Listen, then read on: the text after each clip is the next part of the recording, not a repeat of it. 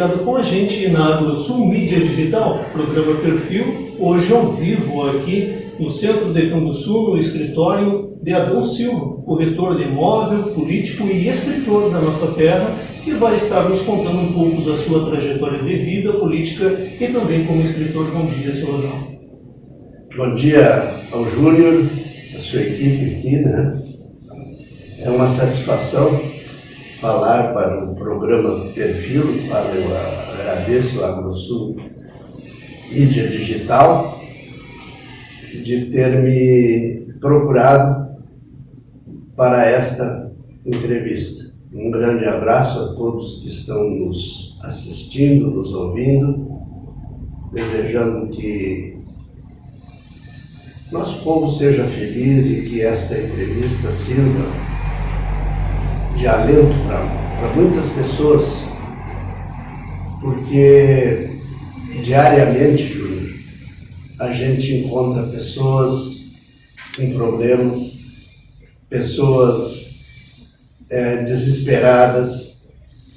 Daí, quando a gente sabe que se a gente tiver fé, se a gente tiver otimismo, nós vencemos todas as barreiras. Isso é possível, porque é possível a pessoa ser feliz, inclusive na doença, no momento dos problemas, que são comuns enquanto nós vivermos aqui, né? E que nós, com fé, com entusiasmo, com ação, nós vencemos todas as dificuldades e podemos nos tornar pessoas felizes. E isso eu tenho acompanhado durante toda a minha vida, de pessoas que estavam, inclusive, próximos a um suicídio e que bastou uma palavra amiga, bastou um ombro amigo para que essas pessoas saíssem dessa situação. Então, eu espero que esse programa, Perfil, não sirva só para divulgar as minhas ações como empresário, como político que fui, que hoje não sou mais. Político todos nós somos, mas que não atuo mais como candidato, né? Escrevi um livro também, que não sirva só para essa divulgação, mas que sirva para muitas pessoas se entusiasmarem e verem que são fortes e que possuem uma força dentro de si capaz de vencer todas as barreiras. Isso é que eu desejo. Em que localidade nasceu Adão Silva? Como foi essa primeira parte da sua trajetória, da sua vida, e as dificuldades que passou neste começo de trajetória? Bem, eu sou filho de pequenos agricultores, meus pais já são falecidos, nasci no Rincão do São João, primeiro distrito deste município, que hoje é um lugar que é possível, né, trafegar de veículos e, enfim, que na época que eu nasci, me criei lá, não, pela falta de estrada, não tínhamos estrada para veículos, não tínhamos escola, não tínhamos muito menos luz elétrica e telefone, era tudo numa simplicidade muito grande. E fui criado numa família de muita fé, tenho orgulho dos meus pais, inclusive mantenho aqui a foto deles, que me educaram e educaram meus irmãos, que eu acredito que isso segue pela vida inteira. Né? Então as dificuldades eram muito grandes, mas era um tempo que se vivia muito feliz também, naquela simplicidade. E eu, lá não tinha, pelo fato de não termos escola, eu tinha um fazendeiro muito amigo nosso, que durante um tempo pagou, era o seu Gonga Duarte, durante um tempo ele pagou professor para o seu filho, sua filha, e eu estudava junto. Passado o período, depois eu passei a estudar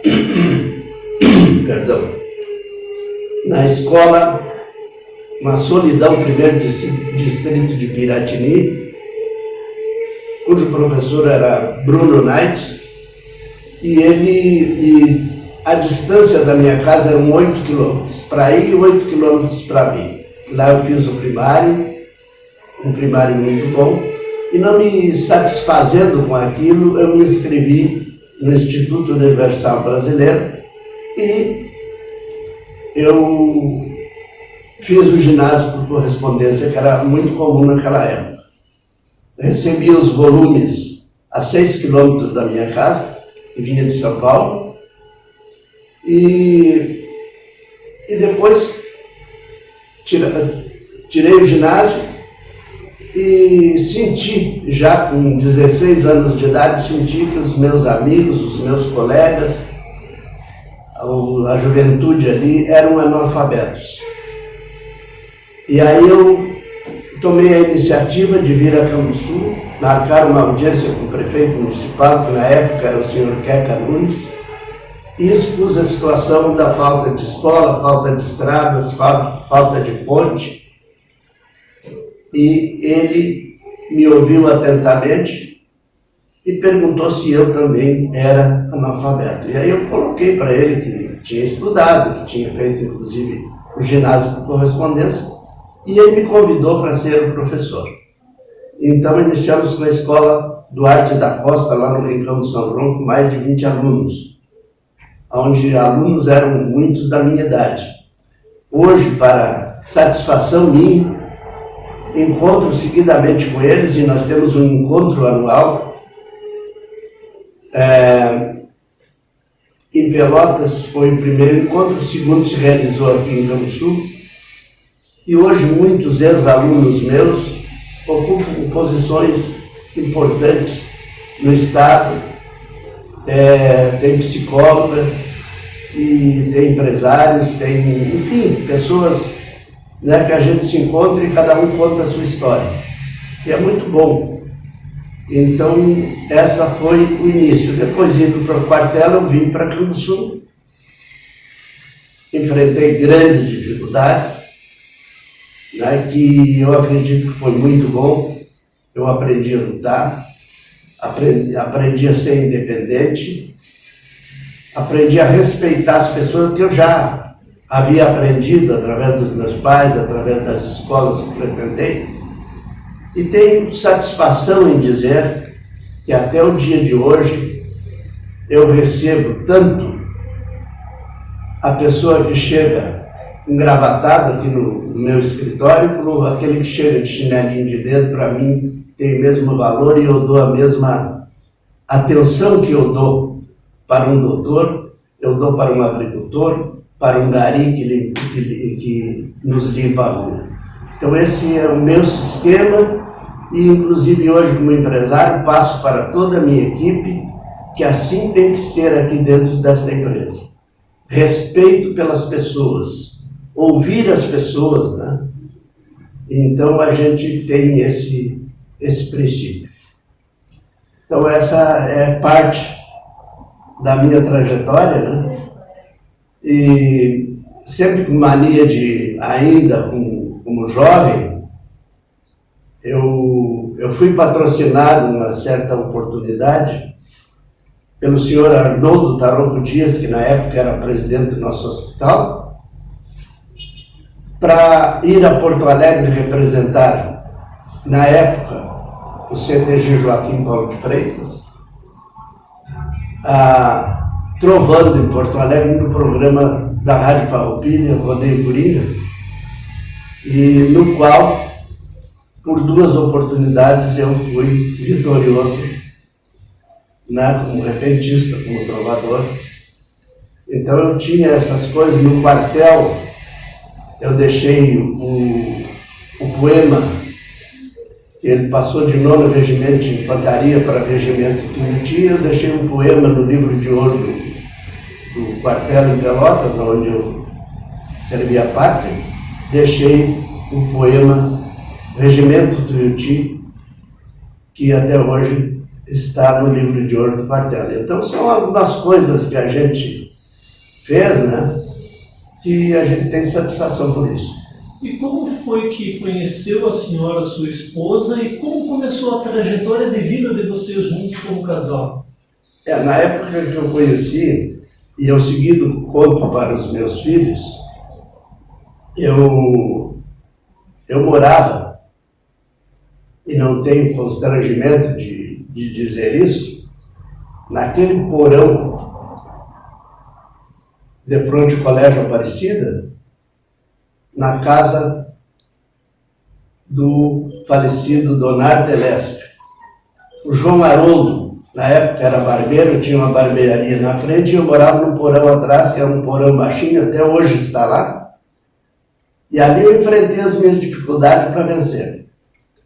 Trabalhei como funcionário, empregado, trabalhei na Rádio Liberdade por muito tempo, tinha programas, o Fazendola Bom Será, cujo nome foi o saudoso, o pai do, me fugiu o nome agora, mas pai do gerente da Rádio Liberdade, do Jardel, Clóvis Rocha Moreira, me emprestou esse nome de Fazendola Bom Será, e o Vesperal da Minha Terra era um programa que eu tinha à tarde. Então eu era de manhã e à tarde eu tinha 2 programas na Rádio Liberdade. E ali eu comecei a trabalhar com fotografia, graças a Deus fui bem sucedido com fotografia, depois iniciei a corretora. Mas a minha esposa eu conheci quando ainda morava no porão. E comecei a conhecer ela, os seus pais, a sua família, e ali iniciou um namoro, que dura até hoje. Isso se passaram mais de 50 anos do namoro até a presente data. Então, é com orgulho que eu digo isso também.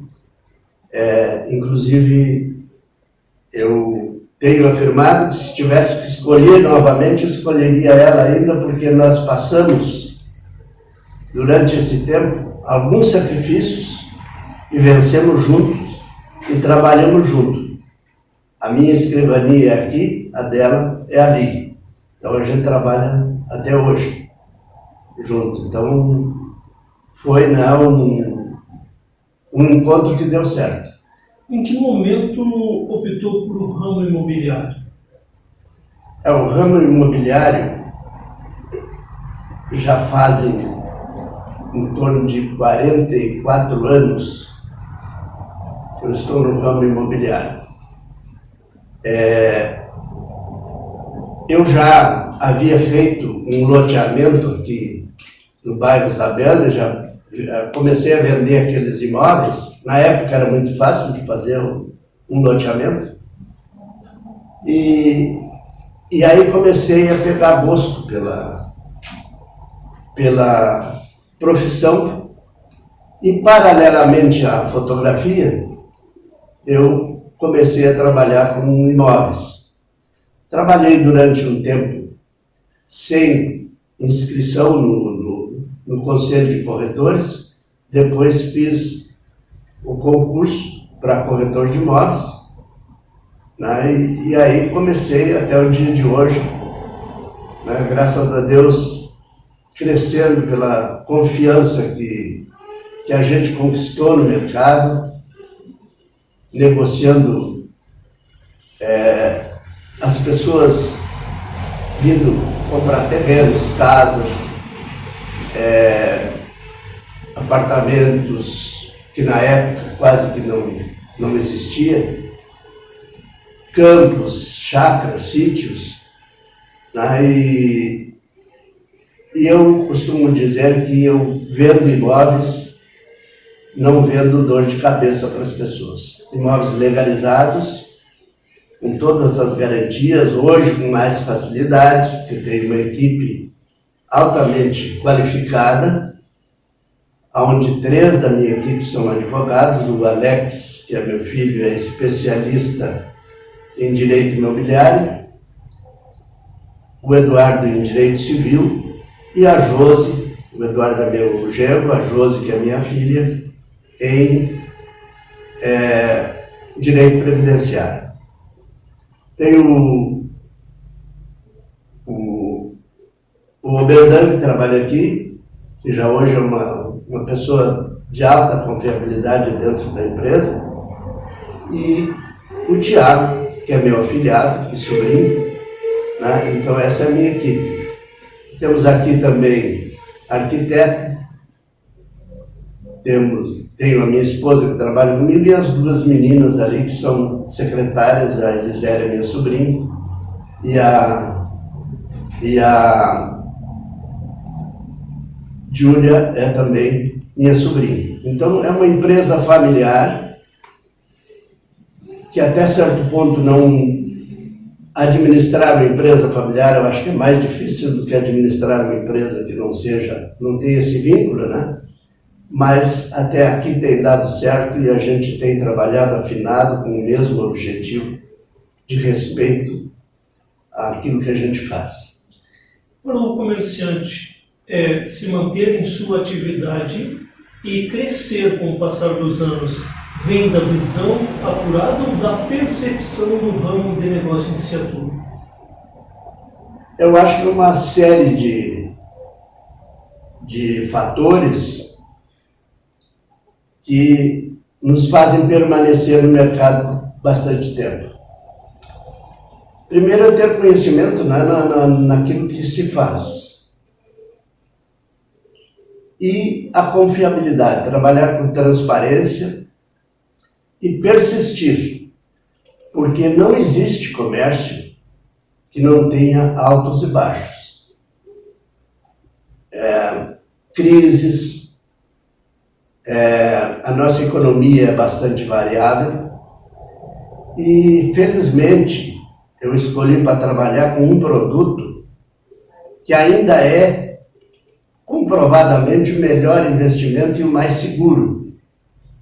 Até pela legislação brasileira, o direito à propriedade, né, que tem, e ter também a alegria, a satisfação, ao entregar um imóvel, muitas vezes para uma família, e isso eu tenho presenciado muito, e me emocionado junto, com famílias que ao receber a chave da casa e entram para dentro da sua casa,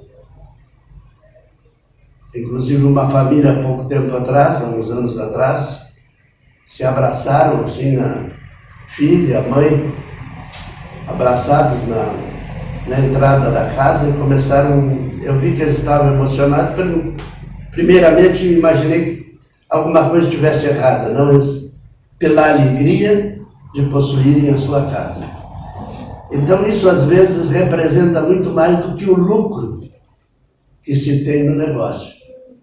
Então nós trabalhamos nesse sentido, de que as pessoas saiam daqui satisfeitas, tanto quem vende o imóvel como quem compra, que saiam satisfeitos, né?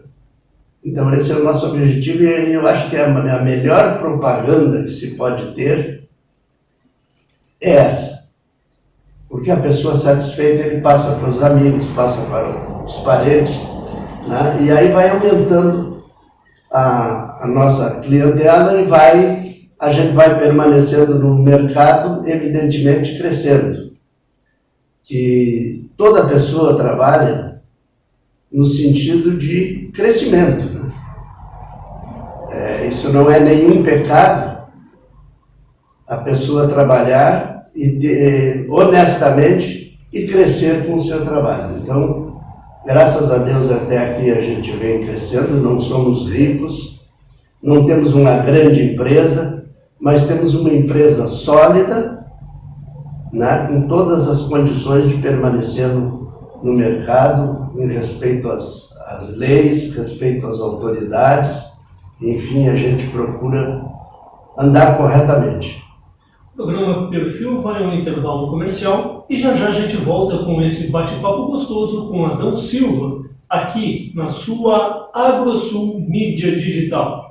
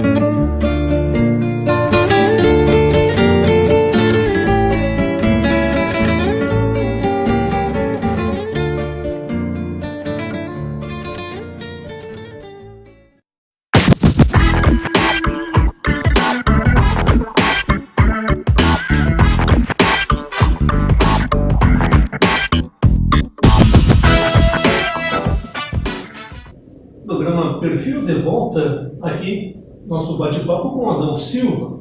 Vamos falar um pouco agora da trajetória política, a sua visão quanto à política atual. Como iniciou a trajetória na política, Adão?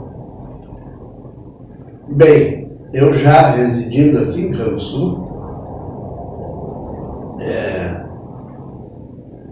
fui convidado pelo professor Sebastião Ribeiro Neto, que é o diretor da Rádio Liberdade, para me candidatar a vereador. E eu tinha um bom relacionamento no meio político e tinha muitas amizades, mas eu senti que naquele momento o partido precisava de mais um nome para angariar votos, né? E eu fui convidado. Só que quando eu aceitei, dentro do meu princípio de vida, que eu, quando assumia uma coisa, eu não assumia para brincar, né? Eu pensei comigo, eu vou ajudar o partido numa parcela de votos, mas vou me eleger. Eu vou entrar para me eleger vereador. E tinha nomes fortes, nomes conhecidos aí e tal, uma eleição que não foi fácil de se eleger. Mas eu saí, fiz muita campanha a pé, pessoas muito simples, inclusive deixo de citar nomes, mas tem todos os nomes aqui, inclusive de pessoas que já faleceram, e lá na sua humilde casa me receberam, me ofereceram um pouso, me ofereceram um almoço e se ofereceram para sair comigo nos vizinhos. Lembro-me bem de um que andava de pés descalços comigo e diversos vizinhos. E a gente lembra disso assim com um espírito de agradecimento, né, por essas dificuldades. Então, quando tinha comício numa determinada região, eu ia para lá, fazia a região, pedia humildemente o apoio e dizia por que era candidato. O que eu pretendia fazer se me elegesse vereador. E as pessoas acreditaram em mim, para surpresa, quando se abriram as urnas na minha primeira eleição, que eu estreiei como candidato, me elegi. Aí, por 4 anos, foi prorrogado o mandato, por mais 2 na época, então fiquei 6 anos como candidato. Depois, como me candidatei novamente, me reelegi com o dobro da votação que havia colocado. Depois eu exerci algumas funções dentro da política. Eu fui secretário de transportes, de obras, secretário da agricultura, secretário de finanças e secretário de administração. Depois fui vice-prefeito por 2 vezes com o ex-prefeito Odilon Messo, completando assim, entre 12 anos de vereador e 8 de vice-prefeito, completei 20 anos da carreira política. E,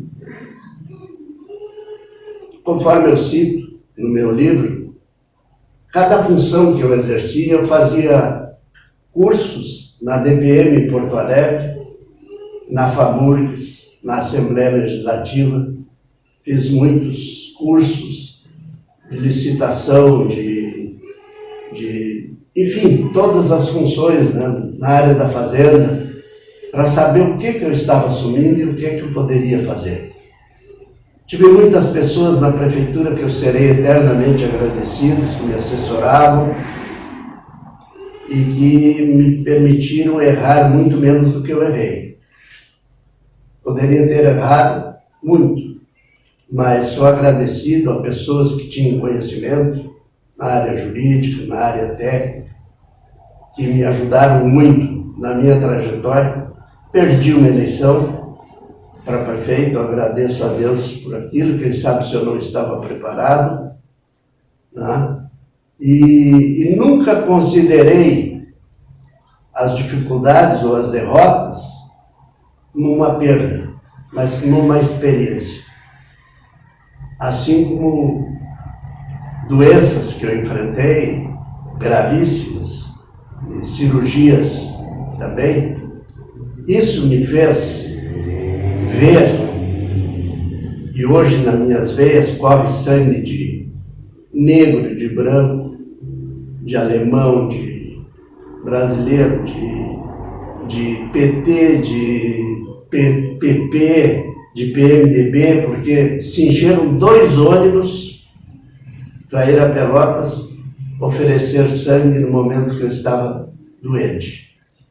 Então não tenho como, né, discriminar as pessoas, porque esse é um princípio de vida meu e um gesto de agradecimento a todos que me ajudaram. Então a minha comunidade tem sido comigo fantástica.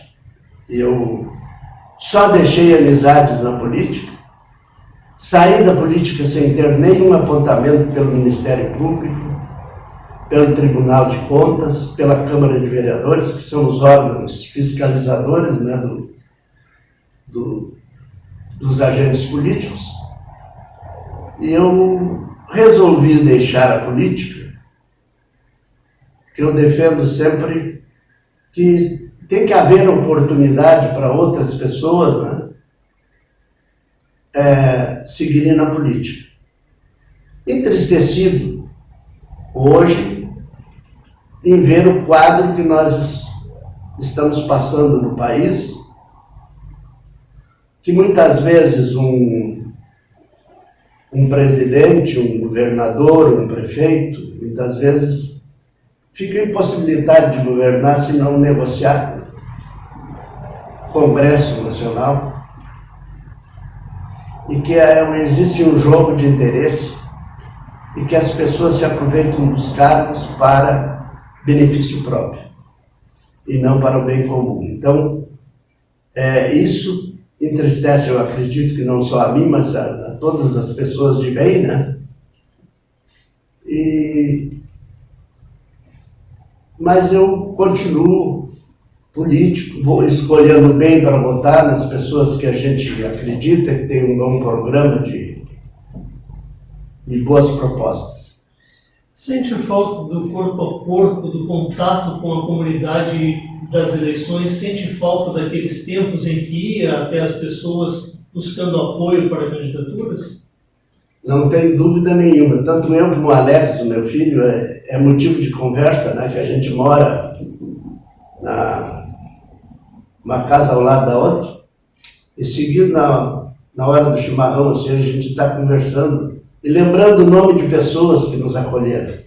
Isso é uma coisa que me faz falta, mas que no dia a dia aqui na corretora, e eu fico muito na porta da corretora, chegam pessoas amigas, conhecidas, né, daquela época. Muitos já faleceram, mas que os filhos os conhecem, que famílias amigas. Então isso é uma falta, foi o de melhor que eu consegui na política, foi fazer uma amizade muito grande. E foi assim, seguido chega pessoas, ontem mesmo chegou um senhor aqui, ali do Arroio Grande, e lembrou de uma ponte que nós construímos em mutirão lá com eles, no tempo do Borne, que trabalhava comigo na secretaria. Com a sua equipe, ele foi lá e construiu uma ponte de madeira que durou 31 anos. Veja bem que a ponte de concreto que foi construída há 3 anos atrás, essa enchente levou. Aquela ponte que o Borne fez, de madeira doada pela comunidade, durou 31 anos. E ontem nós estivemos conversando aqui. e pessoas que a gente conseguiu, através da influência da gente em Pelotas, e encaminhar pessoas doentes, né, que não tinham condições. São muitas coisas que o político faz, que eu fazia, e que muitos políticos continuam fazendo hoje. Então o político não pode ser olhado, né, porque infelizmente muitos políticos são comparados com aquela parte tão reduzida, aquela parte que é menor de políticos desonestos, e costumam generalizar para os demais políticos. Não, o político presta um grande serviço. É uma pessoa que socorre na hora necessária. E eu vejo isso seguido aqui, nos mais diversos partidos, vereadores, enfim, que no executivo mesmo, todos os prefeitos que passaram, não só do meu partido, mas tem muita coisa boa que fazem. Então isso tem que ser reconhecido, porque a eleição se dá no momento do voto. Quem tem a melhor proposta, quem tem a maior confiança da população, certamente vai ser escolhido. Se erra, é claro que se erra muitas vezes. Mas eu acho que com isso vai se aprendendo a escolher melhor. Então, eu acho que a política presta um grande serviço e ela tem que continuar existindo, porque o Estado democrático é necessário. O que teria feito hoje se tivesse na política e o que não teria feito nesta trajetória de 20 anos de cargo público? Bem, eu durante um tempo de vereador, eu fui muito crítico. Eu fui muito fiscalizador, que é uma coisa boa. Mas eu continuaria fazendo política com seriedade, talvez com um pouco mais de paciência que a idade me ensinou, mas continuaria fiscalizando sem dúvida nenhuma. E eu recebo visita de adversários meus aqui, e a gente é amigo. Embora eu fosse bem, tomei posições aqui em Campo Sul, em certas oportunidades que corri, inclusive, risco de vida. Se eu tivesse que denunciar o delegado de polícia, eu denunciava o delegado. E denunciei, em certa oportunidade. E tomei certas atitudes que foi para o bem da comunidade. Votei contra projetos, tomando posição impopular, de acordo com a minha consciência. Continuaria fazendo, porque eu acho que o político não pode só votar projetos que dá voto. Fruto disso, nós temos muitos exemplos aí, por exemplo, vou citar um, de empresas que fazem o interior do município de Campo Sul, que deixaram de existir de fazer determinadas rotas pela gratuidade. Hoje se sabe que se tem um grande número de aposentados, então tinha que limitar, por exemplo, o número de viagens. É muito bom, eu sou a favor da gratuidade. Mas uma gratuidade que não quebre o empresário, que gere emprego.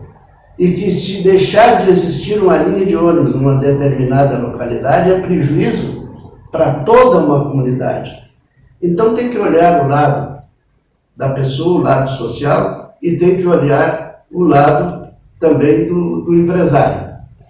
E são propostas políticas que muitas vezes adquirem sucesso e aprovação e homologação por parte das autoridades, que vem em prejuízo de uma determinada, às vezes, minoria, mas que no fim vai atingir, né, uma grande maioria de pessoas.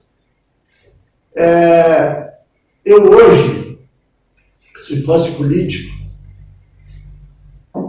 eu sem dúvida nenhuma iria olhar muito mais para os problemas sociais do município, para as pessoas que mais precisam, do que construir, por exemplo, um grande prédio de cimento.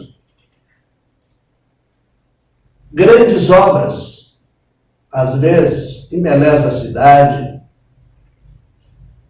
consome um dinheiro enorme do município, ou do estado, ou do país, mas muitas vezes falta o recurso para atender determinadas camadas da população, que nem vai aparecer a obra ali, né? Do prefeito tal, do governador tal ou do presidente tal. A obra não vai aparecer.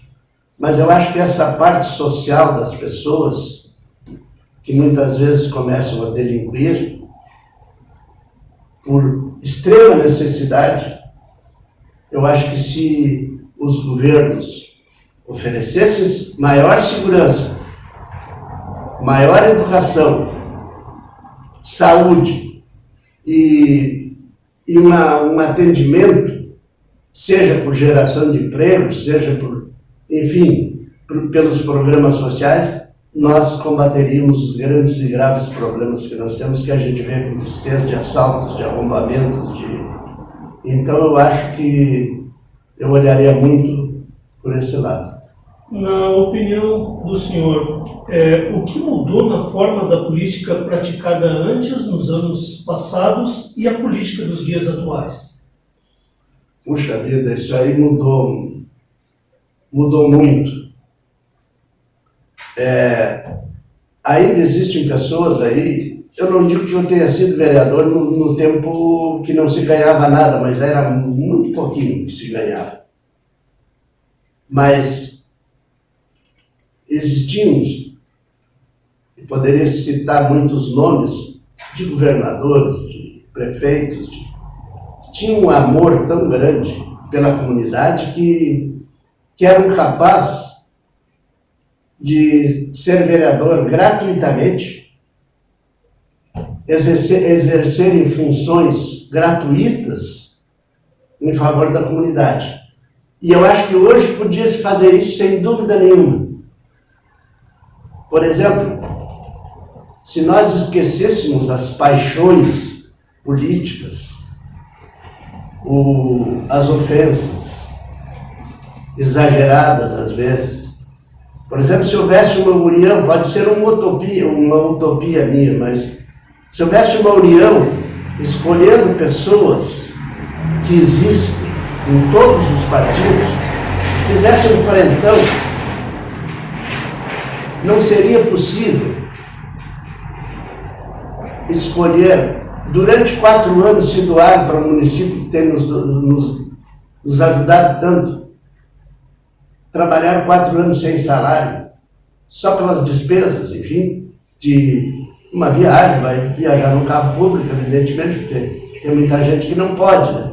Mas, por exemplo, arrumar um prefeito, vice-secretários, vereadores que se propusessem a se doar para o município durante 4 anos, gratuitamente. Depois, quem sabe, poderia... Porque o que eu vejo com isso? Esse grupo, eles não lutariam, não se confrontariam politicamente. Eles iam lutar pelo bem comum, em torno de uma mesma causa, com amor, pelos problemas que têm que ser resolvidos na sua comunidade. Então, eu acho que mudou muito no sentido de... Campo Sul tem tido sorte. Eu sempre gosto de salientar isso. Não se sabe em Campo Sul assim, não se conhece, de uma desonestidade que levasse um prefeito à cassação, que levasse um vice-prefeito à cassação, que levasse um vereador, enfim, como se vê por aí afora, né? Porque ainda nós estamos mantendo isso, é uma característica do gaúcho. No Rio Grande do Sul a gente pode ver que a política é muito mais séria que em outros lugares. Mas a mudança foi muito grande. Aqueles cidadãos do passado que foram ocuparam funções públicas, deixaram marcada a história por seus atos de bravura, de honestidade, de paixão pelo que fazem, de amor à sua comunidade, tem desaparecido em muitos lugares. E tem se visto agora um interesse próprio, ao ponto de pessoas ganharem 100 mil reais por mês e diante do juiz dizerem que 100 mil reais por mês não é nada, que por isso recebiam propina. Então, é inadmissível que isso esteja acontecendo em nosso país, inclusive de autoridades, inclusive do judiciário, tem se presenciado fatos de juízes serem punidos por venderem ações. Né? É vergonhoso, porque o dia que nós desacreditarmos na justiça, nós estamos perdidos, porque ainda é o que nos resta é que exista uma justiça verdadeira que faça justiça realmente. O programa Perfil vai a um breve intervalo comercial e a gente volta com mais do nosso bate-papo com Adão Silva aqui na sua AgroSul Mídia. Casa Norma, caça, pesca e camping, artigos para caça, armas e munições, vestuários e artigos táticos. Para a pesca, temos vara de pescar, anzóis, iscas, redes, molinetes, carretilhas, caiaques e muitos outros artigos. Para camping, cadeiras, caixas térmicas, fogões, lanternas, barracas. Venha e confira. Casa Norma, na General Osório 1450, fone 3252-1399, Canguçu.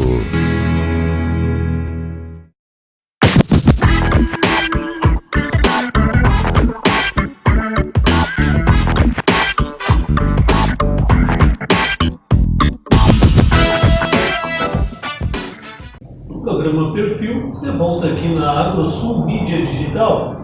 Na oportunidade falamos com Adão Silva, já falamos de política, já falamos da sua trajetória como comerciante, a sua história de vida, e agora vamos falar de um projeto que o seu Adão traz para nós, um acervo cultural, que é um livro Querer mais ação igual poder, e a gente vai falar um pouco da obra, deste artista, posso dizer, local, radialista, escritor e também compositor de músicas, talentos que a gente estava observando aqui no intervalo. Como surgiu o gosto da literatura, da cultura, Adão? Bem, eu leio muito. Posso dizer que leio bastante, tenho bastante livros. E prefiro muito escritores de autoajuda, assim. E me veio a vontade também de contar minha história. No próprio livro eu menciono isso. Não tem outra intenção a não ser que alguma pessoa, ao ler este livro, reconheça que é possível, e eu falo para quem está nos assistindo, nos ouvindo, que é possível vencer, sair do zero e vencer.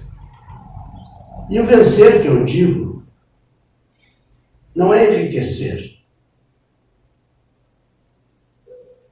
Isso todas as pessoas trabalham para crescer, evidentemente, e não é nem um pecado. A própria Bíblia nos cita em parábolas, né, quando foi distribuído os denários para ver quem tinha maior capacidade de multiplicá-los. Mas eu digo vencer é no sentido de que a pessoa saia daquela vida infeliz que muitas vezes vive, de pessimismo, de tristeza, de depressão, e seja feliz. Tendo bastante ou tendo pouco, E eu cito no meu livro aqui o caso de um dia eu vinha a pé para o meu trabalho e chovia muito e estava muito frio. E o guarda-chuva virava com a ventania e eu confesso que eu vinha arrelegado e meio com pressa de chegar no serviço. Passei pelo caminhão que recolhe o lixo e um amigo meu do tempo da prefeitura, que é Gari, e que ainda vive hoje, graças a Deus, recebendo o lixo dentro da caçamba, molhadinho e muito feliz, cantando e gritando, e gritou, me chamou pelo nome, ô meu amigo e tal. E eu, então, verifiquei assim, a pessoa tem que ser feliz, e isso é o que eu chamo de vencer. Não é arrumar dinheiro, não é vencer. Se a pessoa quiser, este menino aqui, daqui um pouco ele vai começar a escolher a profissão dele. E se ele escolher ser um médico, ele vai ser um médico. Então isso eu acredito, porque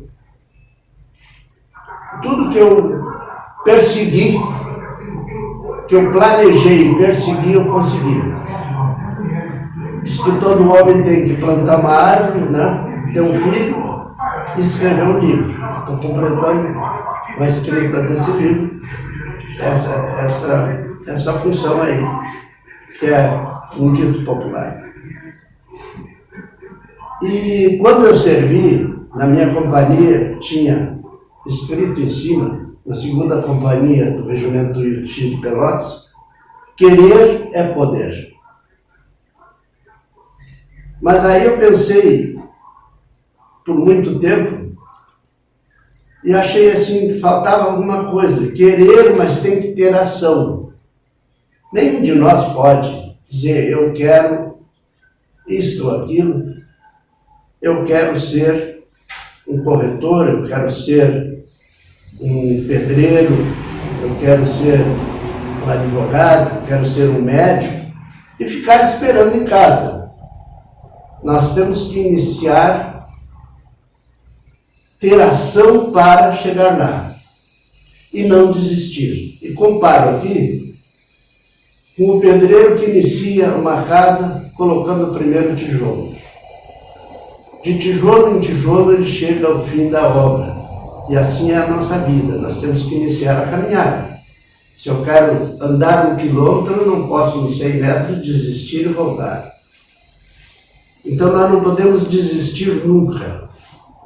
E é disso que nos fala o livro. E eu achei aqui que deveria abordar outros assuntos, religião, por exemplo. Foi criado num lar muito religioso. Mas naquele tempo, nos ensinavam, assim, nos mostravam um Deus que durante um determinado período eu tinha medo desse Deus. Porque nos ensinavam um Deus juiz, um Deus que nos punia, que nos castigava, que podia nos levar para o inferno. E depois, com o conhecimento, com a busca e com pesquisa, e com experiência própria, eu vi que Deus é um poder. E que quem se castiga somos nós, não Ele. Nós escolhemos o castigo.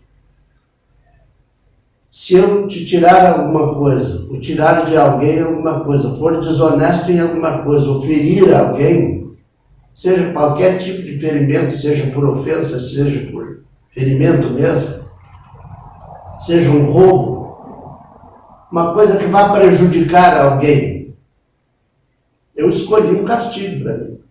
Vai ter o retorno, com certeza, é o que se chama de justiça divina. A lei do retorno, essa é a mais certa que tem. A lei dos homens pode falhar, mas a de Deus não falha.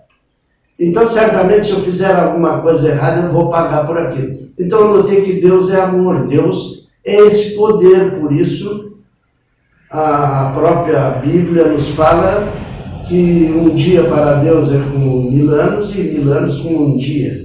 e que ele está presente aqui, está lá no Japão, está em toda parte do mundo. Então, ele é um poder, e esse poder está lá, está dentro de cada um de nós. Assim como o poder do mal, que muitas pessoas se deixam tomar, enfim, acabam até se suicidando, muitas vezes pela depressão, por não conhecerem e não darem lugar para o poder do bem na sua vida. E o poder do bem não é nada mais, nada menos do que amar as pessoas. Quem ama não fere, quem ama não rouba, e é assim que funciona. Então eu resolvi abordar diversos assuntos, por exemplo, da família. Quem apresentou meu livro foi a irmã Cecília Ri, que escreveu a apresentação do meu livro. Quem fez as correções foi o Valnei Santos, que é o pai do meu genro, que é formado em letras. Ele corrigiu as colocações, as vírgulas, o português, enfim. E eu abordei diversos assuntos, né, e coloquei algumas fotos antigas, assim, do meu primeiro veículo, meu primeiro cavalo, lembranças da casa onde eu morava, lá fora, que era uma casa grande, era do meu avô, pai da minha mãe, que meu pai conservou. Apesar de uma propriedade pequena, ser um pequeno agricultor, era uma boa casa, que abrigou a escola. Nós cedemos para o funcionamento da escola. Abordo sobre o problema de família, né? E tantos outros assuntos que eu abordo neste livro. Digo que é um projeto que me satisfaz muito este livro. Me preencheu um vazio que precisava ser preenchido. Então, o livro que eu vou te oferecer hoje, para ti e para a tua família, é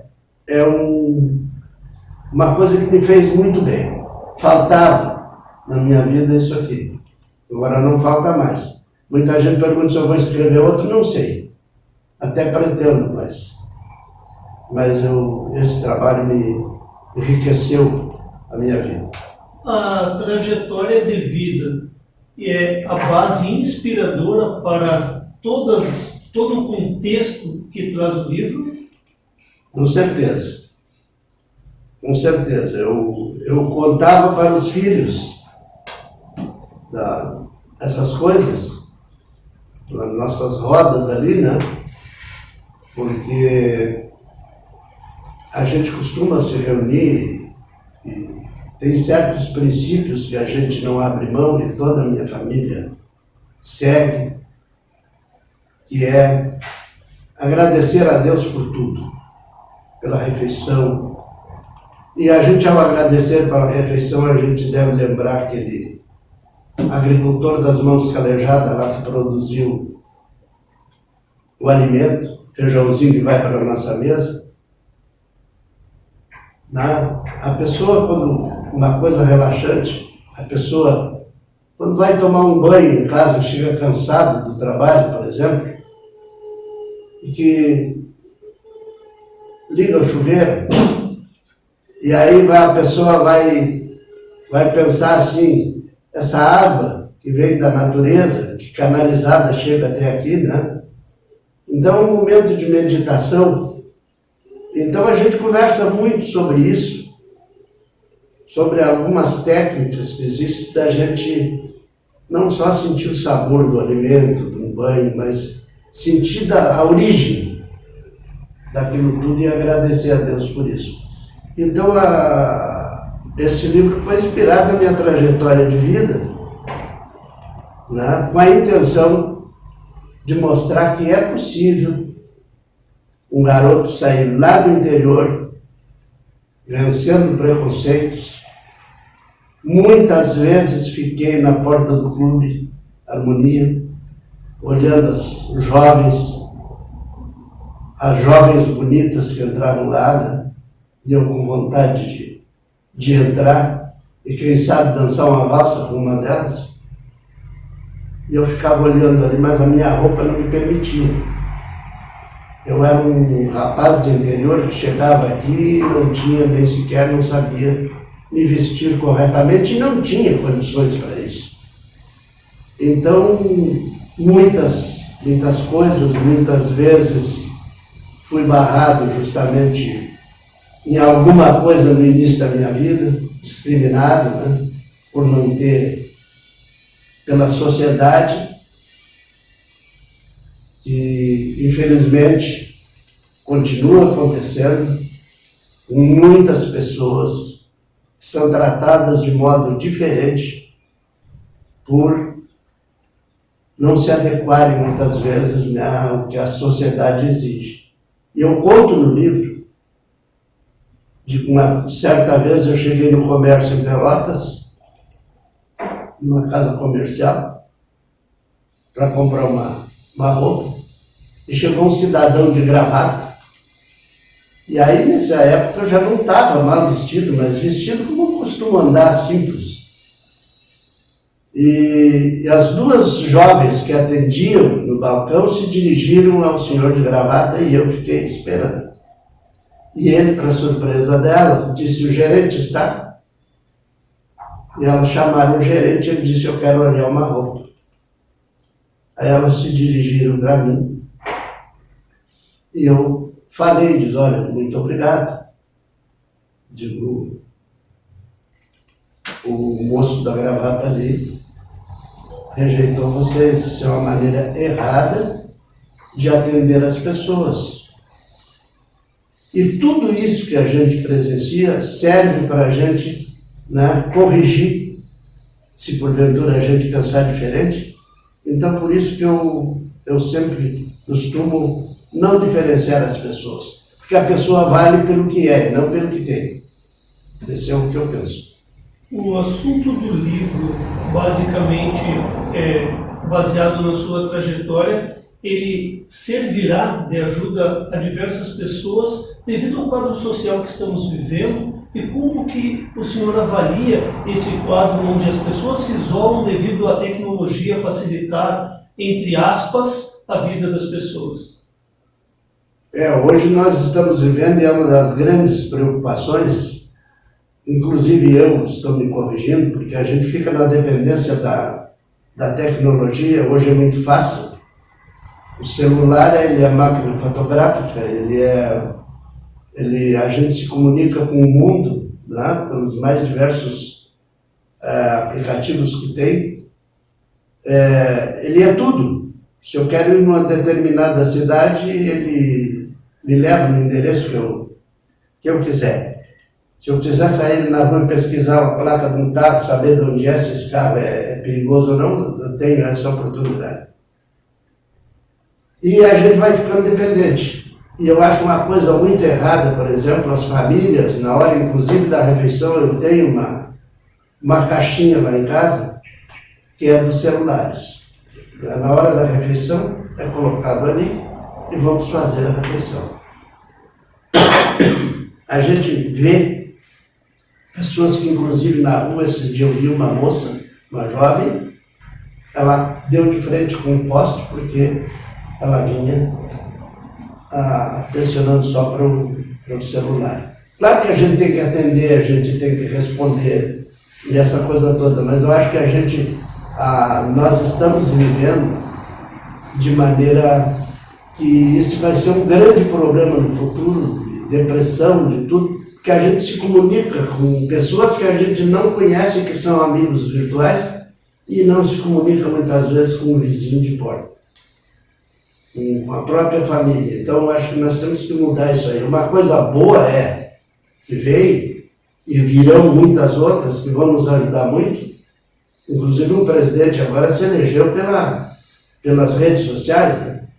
Isso é muito bom, as redes sociais. Agora nós não podemos nos viciarmos nela e nem permitir que nossos filhos e netos sejam viciados nas redes sociais. Porque criança, 1 ano e pouco, já sabe escolher qual é o brinquedo que quer brincar no celular, na internet. Então é uma coisa boa. Eu acho que nós estamos Eu falo inclusive no avanço da ciência, falo nisso como uma coisa boa, mas que nós temos que contemplar um entardecer, sentar na beira do riacho e ali meditarmos. Nós precisamos, na hora de dormirmos, tem pessoas que assistem a televisão, filmes de terror, antes de dormir. Então, no mínimo meia hora antes de dormir, a pessoa tem que se preparar para dormir, porque senão o sono vai ser ruim e no outro dia vai estar preguiçoso. Então, são muitas coisas, assim, eu falo em alguma coisa aqui que eu aprendi na vida, que eu acho que vai, sem dúvida nenhuma, ajudar alguma pessoa. Inclusive, já tem chegado pessoas em mim e me contado que o meu livro ajudou nisso ou naquilo. E isso me deixa feliz. Se uma pessoa eu conseguir ajudar no lançamento desse livro, já valeu a pena. Como o amigo mencionou, diz que todo homem tem que plantar uma árvore, ter um filho e escrever um livro. O que mais o senhor Adão Silva gostaria de realizar ainda nessa trajetória tão bonita e brilhante que a gente contou hoje aqui no programa Perfil? Eu não sei o que Deus vai me permitir, o que tem reservado para mim. No entanto, o meu desejo é de ainda assistir um Brasil melhor. De governos e de uma Constituição que se volte para cumprir os direitos que as pessoas têm. Cito alguns exemplos. Todos têm direito à saúde. É um direito de todos. Está certo? Não sei se está certo. Mas, por exemplo, é inadmissível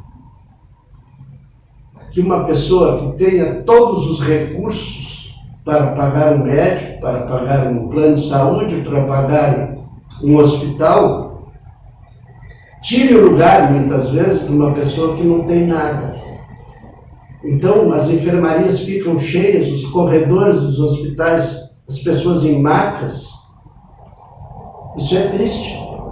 Então, eu acho que isso precisa ser mudado. Precisa ser mudado. Em muitos países já funciona assim. Quem tem pode pagar um plano de saúde, pode pagar uma consulta, pode pagar um tratamento.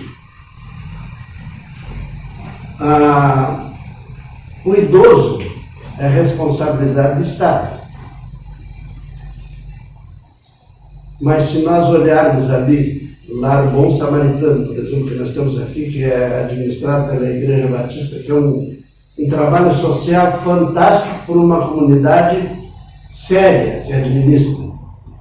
O Estado passa os recursos, um enorme atraso e uma verdadeira miséria. Ao ponto de que a Igreja desembolsa o dinheiro para poder manter aquele trabalho ali. E se a gente olhar ali, 31 pessoas, e eu vou citar uma. Vou citar o Major, que era muito conhecido na cidade.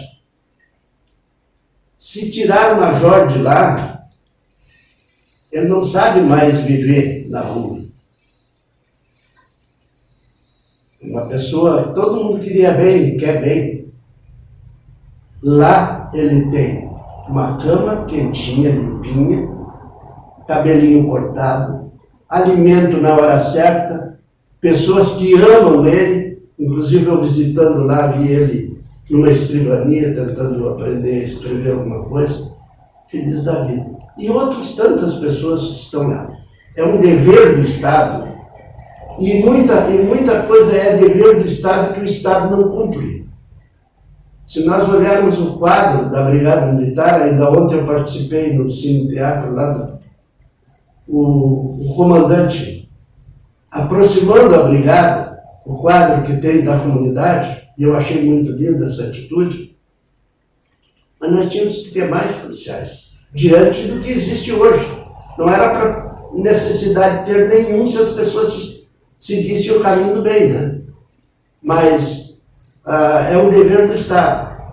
Mas o Estado tem gasto o dinheiro em coisas desnecessárias, muitas vezes, e tem esquecido das pessoas, das comunidades. Então, quando eu digo Estado brasileiro. Então eu gostaria de ainda ver isso, essas injustiças corrigidas, que as pessoas não tivessem que viver morrendo nas macas, aí, nos hospitais sem atendimento. Isso eu gostaria de ainda, se Deus me der tempo, de assistir, e que os meus filhos e os meus netos possam ainda assistir isso aí, num Brasil melhor para nós. Gostaria de, em nome de toda a equipe da AgroSul Mídia Digital, agradecer o privilégio de ter o senhor conosco aqui na edição do programa Perfil, nesta edição, e deixar a nossa câmera à disposição para mandar um recado à nossa comunidade. Muito obrigado, Júnior. Obrigado ao programa Perfil e a esse meio de comunicação que nos dá a oportunidade, que certamente é tão útil para muitas pessoas. Apenas desejar assim que Campo Sul possa crescer com dignidade e que, felizmente, a gente está vendo um município pujante. Basta comparar até a outros municípios próximos. Campo Sul é um município pujante pela agricultura forte que tem, pelo investimento que é feito aqui por muitas pessoas, e desejar muita saúde, em especial agradecer a todas as pessoas, indistintamente, de todas as religiões, de todos os partidos, de todas as raças, de todas as condições sociais, pelo tudo que Campo Sul tem me oferecido. Eu tenho hoje 73 anos de idade, apesar das dificuldades, continuo com muito vigor, trabalhando ainda diariamente, né? Então, eu sou muito agradecido a Deus, muito agradecido à minha comunidade. Quero deixar o meu abraço aqui, um final de ano muito feliz a todos, já desejar um Natal de paz, de amor, e que todos nós possamos ter dias melhores, se Deus quiser.